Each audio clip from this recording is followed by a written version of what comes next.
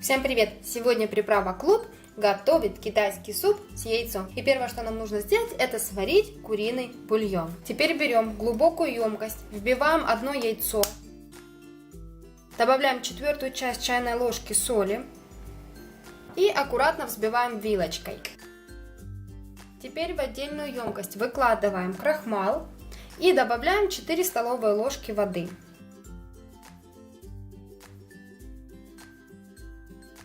Теперь в куриный бульон добавляем имбирь и очищенный чеснок и доводим до кипения. Теперь снимаем наш бульон с имбирем и чесноком с плиты, вводим в него крахмал, обратно ставим на плиту и увариваем в течение 1,5-2 минут.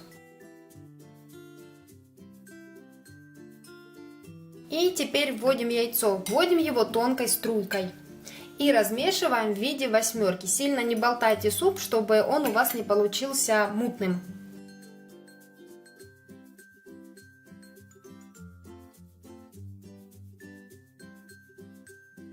Добавляем соевый соус. Курицу разбираем на волокна.